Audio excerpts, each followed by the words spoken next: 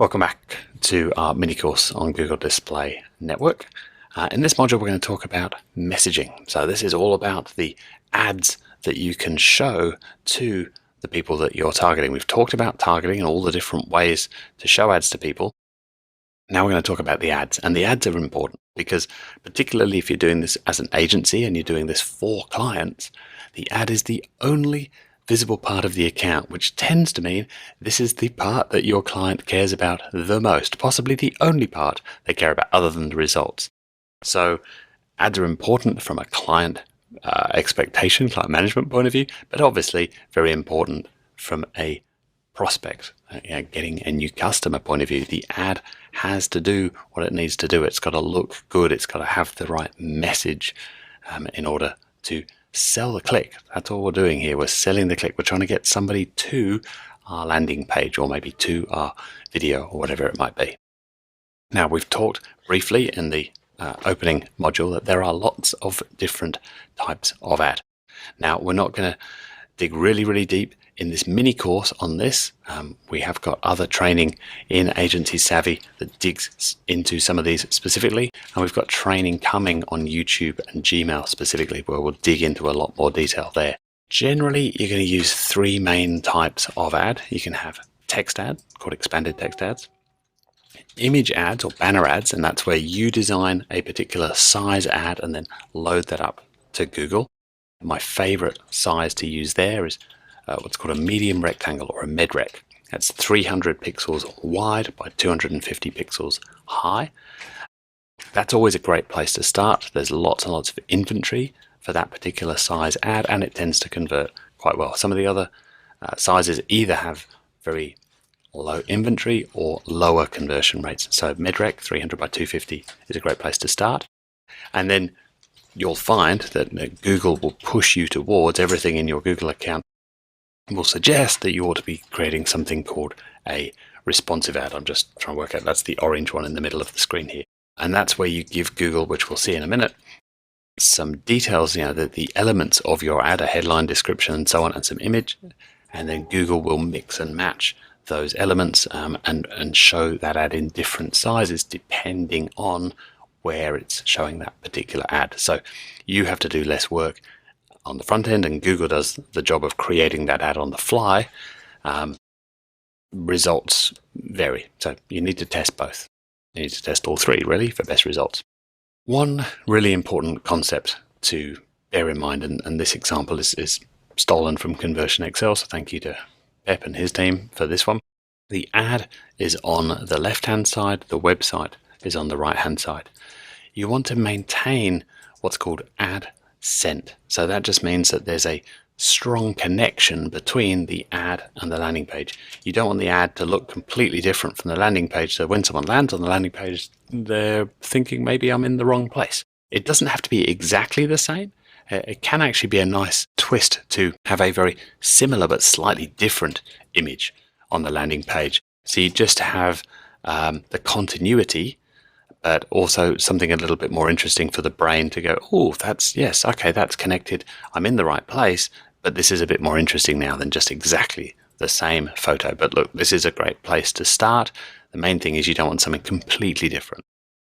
So how do you create a responsive ad? Get your first responsive ad created inside your account. Now, I'm going to assume at this point a little bit of AdWords knowledge, that you know what a campaign is. You've maybe created a campaign, a display campaign, and you've created your first ad group. So an account holds campaigns, a campaign holds ad groups, and inside an ad group you have your targeting criteria.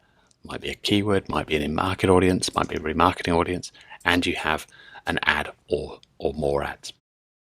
So under the ads tab that you'll find down the left hand side of AdWords, you'll see that big blue plus button. So that's what you do, click on that to create an ad.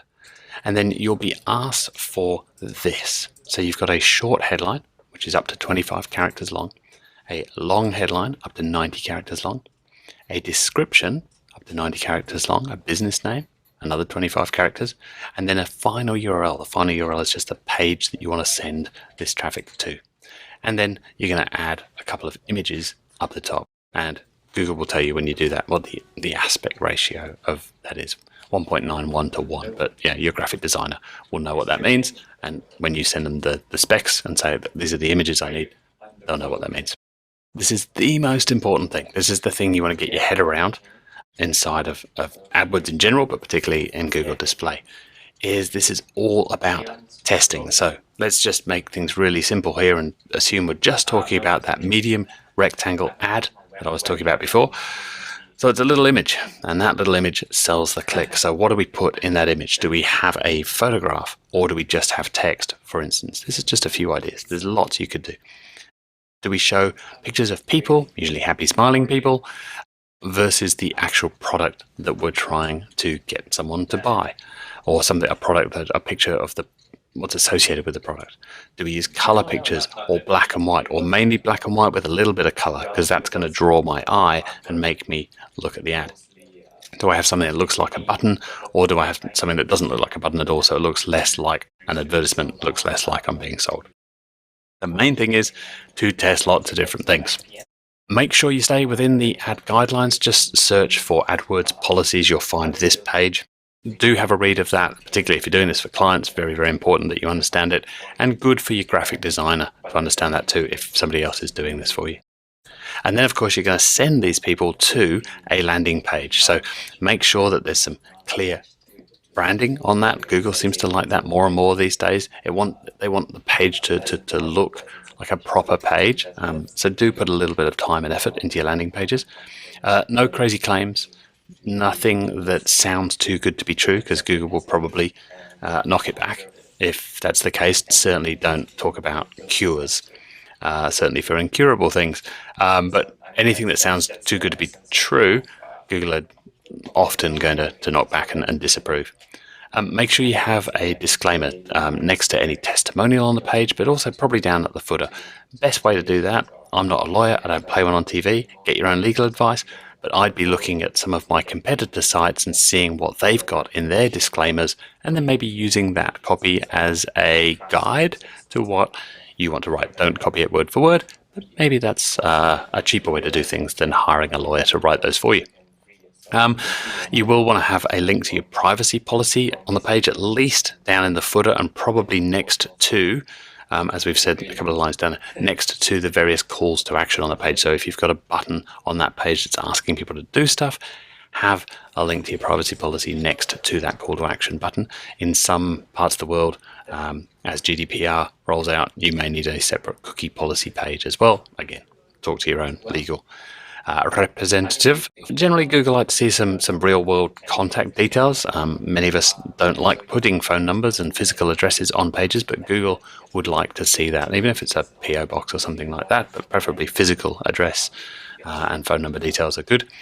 And this isn't a policy thing, but just generally good for conversion, is to show people what they're going to get rather than just tell them. Use some nice graphics to show them a picture or help tell the story of what you're trying to sell.